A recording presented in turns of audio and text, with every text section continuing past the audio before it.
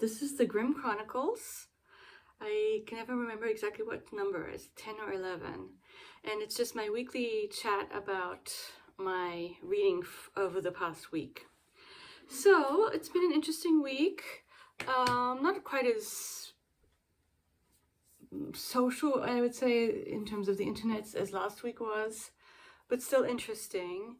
And so one thing that happened is that I'm still slowly making my way through the recognitions, and Noah from Those Who Read Must Converse got me onto their Voxer group, and I'm really grateful for that, and that's great.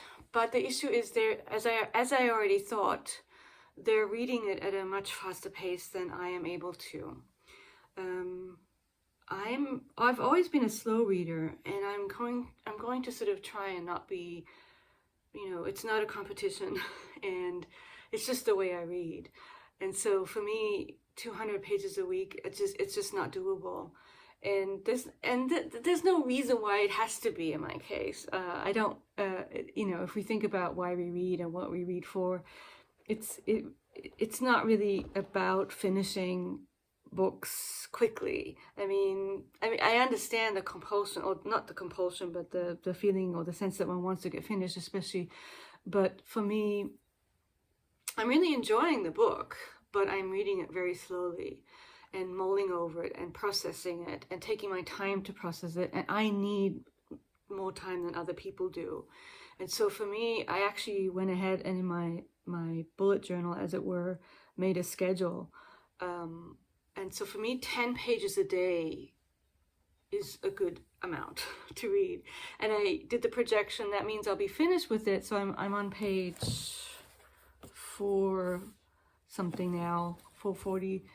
I'll be finished sometime in May, which, if you think about it, I think 5 months. Okay, for a slow reader, that's okay. I think that's fine. And I'm having a great time reading it. And so I'm sort of trying to be okay with the fact that my pace is just a different one. The turtle, slow and steady. And the same goes for Karenina, which is not. I could read this more quickly but because I'm busy with the semester and the way I am anyway. I think I did the same thing. I did a schedule with 10 pages a day of this as well, to give myself a little breathing room, so that I could probably do more than that for this one. And that brings me into May too. I'll be done with both of these in May. And that's fine, I think. So the thing is, I probably won't be very active on their Voxer, because I don't really want to, the whole issue with spoilers and stuff. So yeah, but I'll be watching their videos to see what they have to say about it. Mark Nash and the other people on the Voxer. So yeah, and so regarding the recognitions, I just finished a very, very odd chapter that started off with this very sort of, as I said last week, Wakian situation of being in the main protagonist's head. And he is one of the strangest main protagonists I've ever encountered in literature, because he's so self-enclosed and unable to react normally to the external world in general, and to people especially.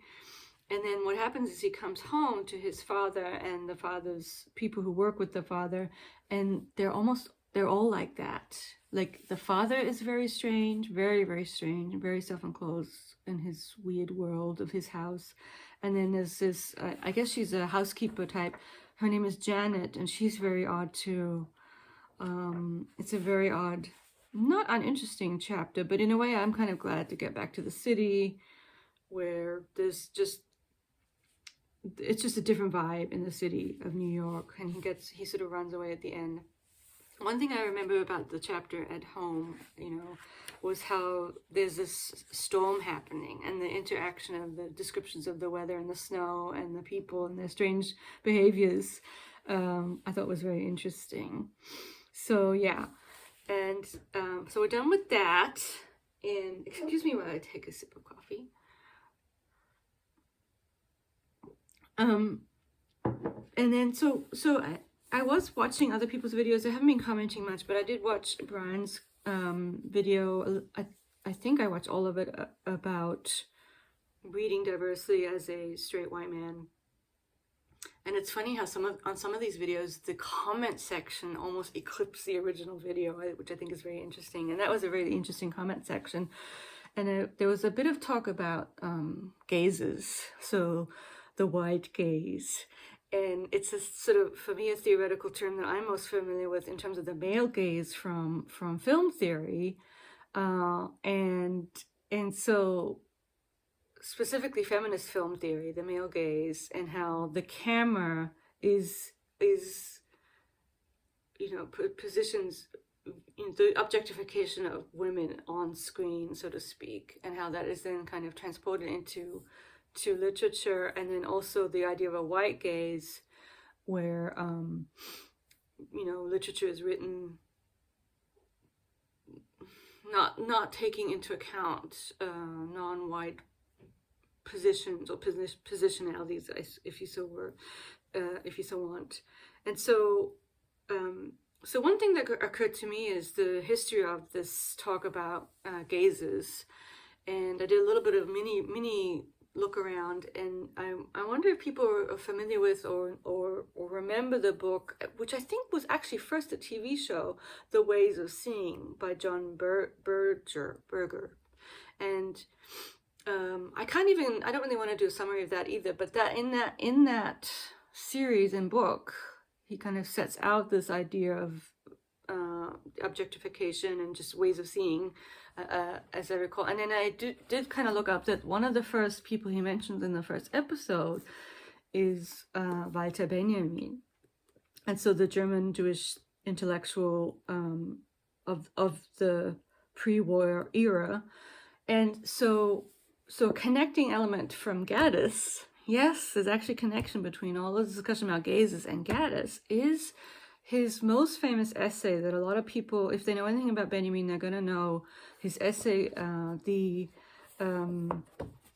always forget the English title, the work of art in the age of mechanical reproduction or reproducibility, the ability to be reproduced, the work of art in the mechanical, something to do with mechanical. Let me see if I can quickly find the English title. Sorry, guys. Yeah, I have the German one here, but and it's from 1935, and it's very famous in a lot of English departments, film departments. Theory. It's a sort of a seminal theoretical text, the work of art in the age of mechanical reproduction, and I think there are a lot of connections to the recognitions, to maybe even other works of Gaddis. I was looking at an article where someone actually mentions Benjamin in connection to another Gaddis work. So this novel, which is obsessed with art and in terms of authenticity versus forgery or fake, forgery and faking it. And this is what Benjamin is writing about in the essay, the idea that the aura, which is such an interesting term because, these days with aura, we think of all this woo-woo stuff. And for him, it was this idea that the original artwork has its own aura, which I don't want to go into too much. But anyway, so juxtaposing the original artwork versus the idea that it can be mechanically reproduced with modernity. And he even does kind of hone in on film. And I do think there are a lot of connections. In a way, I do think that what Gaddis is doing with the recognitions is a sort of working out of these issues of modernity, and that's why there's a lot of the radio talk, the advertising world is in the recognitions, and it's fused with this very old, going back to medieval or thoughts on art and religion too. So yeah, I'm not doing a very coherent job of this, but I do think it's an interesting connection. And so Benjamin, this essay is also kind of one of these beginning texts for this thinking about gazes and the conditions under which artworks are produced and received, and how our own situations or positions will influence what we see and what we want to see, and how we need to kind of, one way to reflect on, gazes or being a critical reflective reader is to think about well, why is it that I'm not seeing what I haven't been trained to see? And for me, theory or theoretical texts, secondary texts, are a way to do that, as in addition, or perhaps even more than reading primary texts, because I think the two go together. I'm not sure if I'm making a lot of sense, but I do think there are clear connections between what the project that Gaddis is working on in the recognitions and something that, these theorizing modernity in a certain sense, and what has been lost and what is being gained. And of course, Benjamin then goes on to sort of politicize or talk about the political implications of this, and he has this idea of the aestheticization of and connecting it to fascism, which it's interesting how that would relate to Gaddis. Anyway, I've blabbed on a little bit too long about that already, but I'll post a link to, so there is a copy of the essay on one of the many Gaddis websites. I think it's because it's related maybe more clearly to one of his later novels, but I'll post a link to it if you're interested in the essay. So I just thought that was interesting. To me, it's interesting, the connections there back to this famous essay about the work of art in the age of mechanical reproduction. I mean, it's almost like a subtitle of the novel. The status of the artwork. And so to me, one thing that's interesting about Wyatt, the main character in this very self-enclosed, basically not able to function in a normal way person, is his obsession with authenticity in terms of how he works on the colors of his art, and he's sort of so perfectionistic in a simplistic way, to say it in a simplistic way, that the binary of fake versus real is sort of dissolved. If someone is so obsessed with creating something perfect, even if it is a forgery, is it still a forgery? Or what? And then you get into the issue of value and how to value art. So yeah, interesting stuff.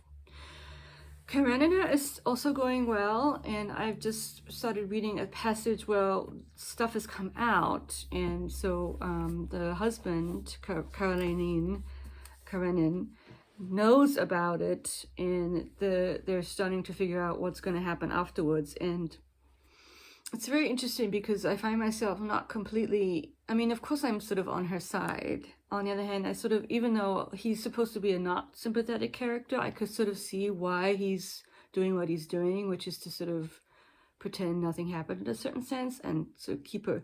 But if I think about him as a character versus someone in Deronda, the person who married this other lady, he was much more evil to my mind, and I'm forgetting his name, the evil guy. And this guy in here, Alex, I forget the first name, but Karen and her husband, he's also not sympathetic. We don't like him, but he's not evil either, which is sort of, I think that's because he said there's this sense of him being just what he is. He's kind of, there's an honesty there to his awfulness, I guess. And maybe I'm getting it wrong, or maybe, I don't know, maybe it's just sort of a sign of my own bourgeois tendencies to, yeah, it's interesting to see where it's going to go, but I'm enjoying it too. And so other things that I've kind of come across. So I think I am going to, I think I will, though. This is going to be my other read, the short read that I hope to get to by, finished by next week, so I'll have something to report back on. The second Anita Brookner, Providence.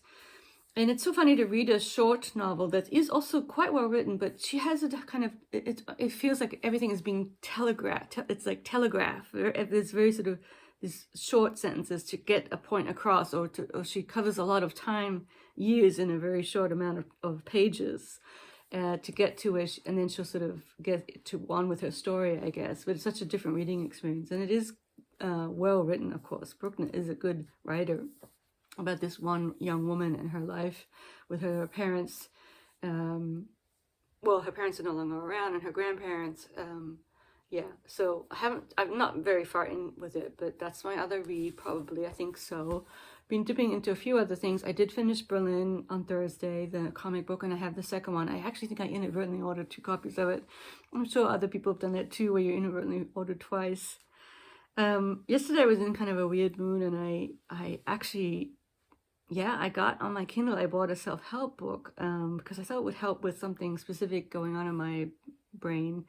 And it was so annoying, and I hated it so much because it was all about, it purported to be about sort of being egoless or giving yourself up, surrendering, but yet the person telling the story was just so self-important that I couldn't get over it. So the whole thing with self-help is, it always seems kind of like a con. I don't know. There's a lot of it doesn't ring true to me. I'm just too, even though I'm sort of interested in aspects of it. But and I kind of scanned through the whole book because I was like trying to wait and see if it got better. And then at the end, I just wanted to get rid of it off of my Kindle, and I was able to get a refund for it because I just kind of quickly went through it. I'm not even going to say the name of it because it was so annoying. Yeah, so that was silly. And yeah, I've been looking around for other things, thinking about Aussie April and stuff like that. I got a few samples on my Kindle. And then regarding Hannah Arendt, who I talked about, and then the Red Rosa, which actually I would like to read soon. I found this book that I actually have in my library, which, this is what happens when you have a lot of books and you're, somewhat of an academic. I found the secondary work by a philosophy professor, female philosophy professor, called Philosophia, the Thought of Rosa Luxemburg, Simone Weil, and Hannah Arendt. And I'm not quite sure what it's probably just going to be sort of a mix of autobiographical and then interacting with their work. But I'm interested in all three of them. I've always been interested in Simone Weil, although I will admit I don't think I've read anything by her. But these sort of socialist or Arendt not really, but Luxemburg for sure. Women who were involved politically with the world. So yeah, it's on my little shelf here, so I might take a peek at this too. Yeah, and I think that's about it. So yeah, hope everyone's doing well. And yeah, I will talk to you soon. Please comment on anything or say hi, and I will talk to you very soon. Bye-bye.